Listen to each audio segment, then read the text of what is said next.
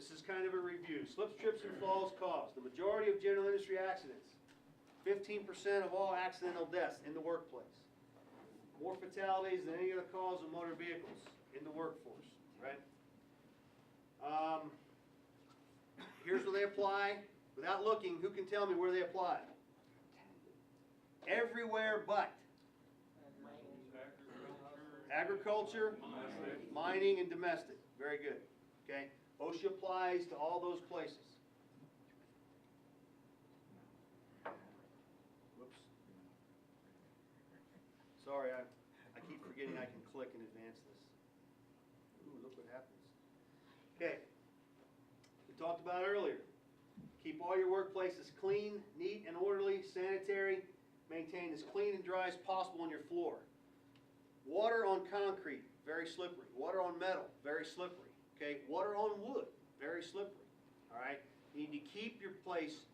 2 days ago, I was starting to feel sick, and I stepped over something, and I stepped right on a piece of all thread, and that thing rolled under my foot, and I'm not feeling great as it is, and that made me feel that much better. Okay. The day after, the guys were bending conduit, and they were there, and I stepped on a piece of conduit. And what did it do again? Rolled under my foot, all right? That kind of stuff, especially when you're cutting things. You just cut copper pipe and or conduit, okay? Or you've got a chunk of wire that's this foot long that you're not using, and now it's laying on the deck. You step on that, it acts like a roller skate, all right? Debris, wood, it's got nails in it. Wood, you step on the edge of a 2x4, it's going to flip up and conk you in the ankle. All those kind of things lead to injuries that are unnecessary. Okay, so clean up, keep your area clean. At the end of the day, it's a good practice, but every time you cut a chunk of conduit, the first thing you need to do is set that cutter down. The second thing you need to do is pick up the pieces off the floor. Okay, don't let them lay there, because somebody, your boss, if you're at home, your wife or your kids or your buddy or somebody is going to walk by there and step on it. 2 days in a row, I stepped on something that rolled under my foot and it did not feel good. Okay, so, and that's in our place. So you guys need to, when you're during the middle of your work exercise, keep it clean, because accidents don't wait to happen until the end of shift. That's when a lot of them do. But they happen all through your shift, so keep your stuff picked up.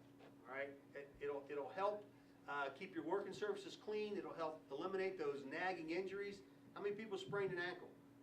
And how long does it take for that thing to heal? And how painful is it to walk up and down the stairs for weeks while this thing's healing? Okay, if you eliminate them, then you don't have this problem. Okay. I have a question real quick on that. Yes, sir. So if you're on a job site and you're cutting conduit or all thread or whatever, and then somebody goes walking by and you didn't pick it up or kick it out of the way so it was in a safe spot and they fall, is that like is that a violation that you can be fined for, or is it just a good practice just to keep it clean? It's a good practice. It's probably, if you're on a job site, it's probably something. If you're involved in that type of activity where you're cutting things and they're falling on the floor, before you start, if you identify your area and you post that area, saying construction site, then that should clue people into looking a little bit better. Okay, so that's one way to help prevent it. If that does happen, it's probably just a work injury. Now,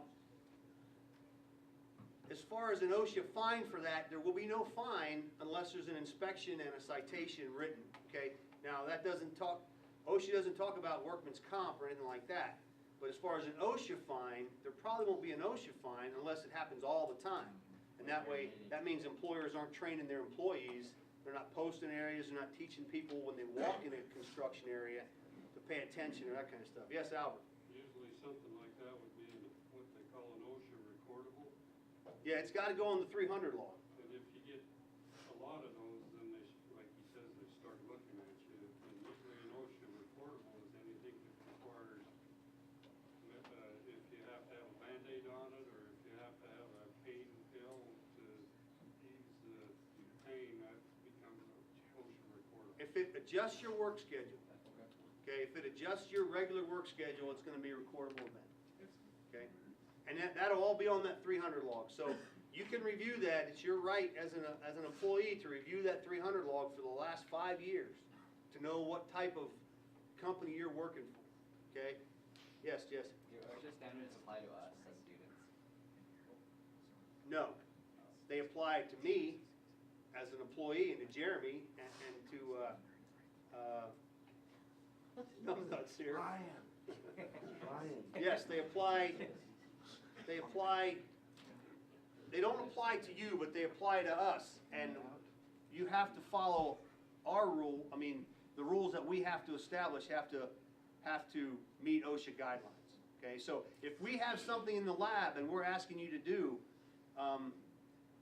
I know a lot of our students, while some of you have industry experience, a lot of you guys are right out of high school. Okay, I don't know, Ryan, are your students out of high school or your students kind of mixed? Okay, so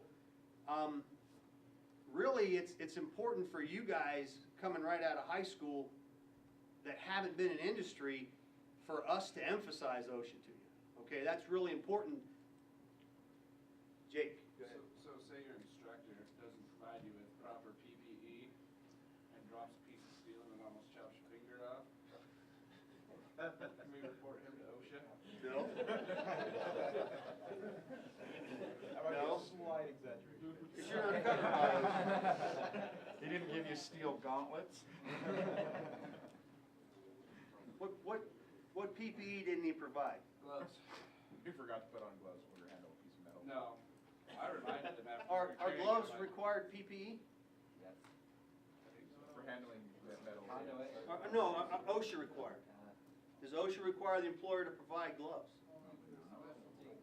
Only if they're specialty gloves. They were specialty gloves. Actually, does it say specialty gloves or, I'll have to look back. Well, let's look back at what it says. Use the search button. Were you wearing your special helmet like Okay, you're supposed when to? we call up the OSHA website, Jake, remind us and we'll check and see if it was an OSHA violation. That your mother All right. provided for you? Crap. You guys, Rearview mirrors? look at the time. Yeah, but we're interacting. Yeah, you're interacting, that's for sure. Okay, aisles and passageways. Keep clear and move obstructions that could create a hazard. Mark permanent aisles and passageways.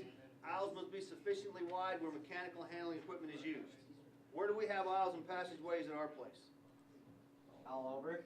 Okay, the dark gray areas are designated by Lawrence, okay, and employers have that right to designate areas.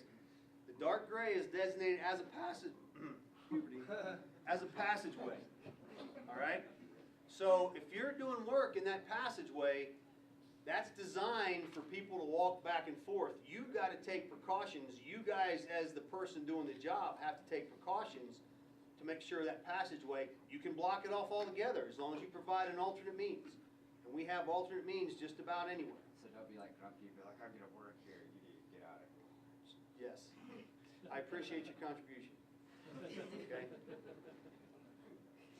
So if we're working in a passageway, you've got to keep it clean.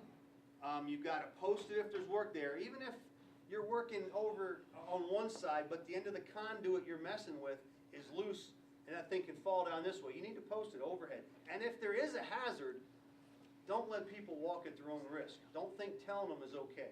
If there's a true hazard there, block it off. And you guys can block off any passageway you want, all right? As long as you provide an alternate means. There's very few, there's nothing in our building we can't provide an alternate means to, okay? So if you're working and you're blocking off that dark gray area, we'll make a passageway through the side labs or outside and in the back door, okay? So make sure that your passageways are free of hazards at all times, okay? I just picked up some wood when we had this tour coming through, which is a terrible reason to have to clean up a passageway. But there's chunks of wood there, okay? And they've been there for weeks, and I've seen them. Everybody here's seen them, but I picked them up for this tour that came through. Now, they're strips of wood this long, 8 foot wide. What kind of hazard are they? They're not going to fall on anybody, are they? Tripping hazard. Tripping hazards, okay? A tripping hazard laying right there in the hallway that no one here, everybody here walked by him. And nobody here identified, including myself, all right? And it didn't get moved or anything until somebody was coming through and we wanted to make it look good. And that's a wrong reason to clean something up. In our defense, we weren't OSHA trained, we didn't know. Yes, Sal. Where were they at? Back there where the hallway goes back and widens out when you got the parts room and the tool room. There are strips of particle board laying there. And they were there for a long time. Okay. Okay, we gotta quit. Let me finish this slide. We're on slide 4. Wow. Okay. Aisles must be sufficiently wide where mechanical handling equipment is used. What they're talking about is where you have to get pallets in and out. So just make sure you have the ability to turn without impact. Okay.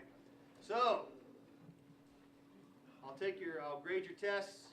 We'll review those Monday. Now here's the schedule for next week. Monday and Wednesday 10 to 12. Monday and Wednesday 10 to 12. I'm going to give you tests as we finish sections. Okay? If you fail a test, not a big deal. You can take it up, or retake each test 3 times. Okay? After the 3rd time, you got to retake the course. Okay? So each test you can retake 3 times. Each test has to be passed with 70.